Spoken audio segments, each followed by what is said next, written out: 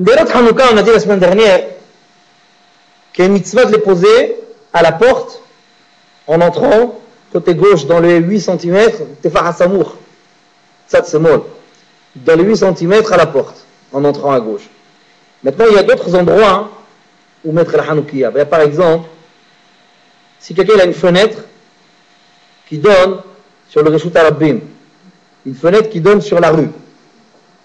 Si une fenêtre donne sur la rue, alors il y a une mitzvah aussi de poser à la fenêtre. Une mitzvah de poser, pourquoi? Parce que c'est quoi la différence entre la porte et la fenêtre? La porte, c'est que tu fais Pirsomanes, tu divulgues le miracle vis-à-vis des gens de la maison, interne. La fenêtre, tu divulgues le miracle vis-à-vis des passants, vis-à-vis des gens de l'extérieur. Ok, mitzvah ici, mitzvah là-bas, mitzvah bifni, mitzvah bachoutz. Mais à l'origine c'était bachoutz, à l'origine c'était dehors, comme on a expliqué tout à l'heure. Maintenant attention, si on allume à la fenêtre, il y a des conditions. Il faut que la fenêtre n'ait pas, quand je dis fenêtre, ça veut dire balcon aussi. Mais si on allume, en fait, le but c'est quoi? C'est que ce soit visible de la rue. C'est que les gens dans la rue, quand ils passent, ils voient le Nerot Hanouka. S'ils ne le voient pas, il n'y a aucune utilité à le faire. Maintenant, si la fenêtre, il faut que la fenêtre soit à une hauteur minimale, il ne faut pas qu'elle soit à 9,60 m du sol de la rue.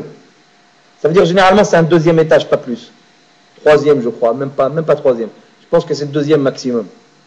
Bon, on va dire c'est le deuxième étage maximum. Si c'est plus de deuxième étage, c'est sûr que vous êtes à 9,60 m de la rue, parce que là, il ne faut pas allumer à la fenêtre. Ça ne sert à rien du tout. Il ne faut pas allumer à la fenêtre. Pourquoi? Parce qu'on considère que si les mérotes sont à 9,60 m, 20 amot, 20 coudées, si elles sont à 9,60 m du sol de la rue, les gens dans la rue, ils les verront pas. Qu'est-ce que tu as gagné? Qui les montre à qui? Personne. Seulement le Rav, il dit dans Hazon Ovadi Hanouka, Amoud Kouf Nun Hef, page 158, pour ceux qui veulent vérifier. Le Rav, il dit là-bas que si quelqu'un habite un immeuble, plus du deuxième étage, troisième, quatrième, cinquième, un étage bien élevé de 9,60 m de la rue, plus que ça. Mais seulement la fenêtre, elle donne sur un autre immeuble qui est quasiment tout de suite en face. Vous savez, comme les buildings à Manhattan. Les buildings à Manhattan, ouais, à New York. Ils sont comme ça, un derrière un côté de l'autre. Tac, tac, tac, tac. Ouais. Il a une fenêtre qui donne sur un autre immeuble qui est marche très près. Ouais. Il est en face. Le Rav dit qu'il peut allumer à la fenêtre, même si il est à plus de 9,60 m de la rue. Parce que le Pirsom Manès va se faire vis-à-vis des gens des autres immeubles. Donc, de toutes les façons, il va montrer. Il va montrer quelque chose.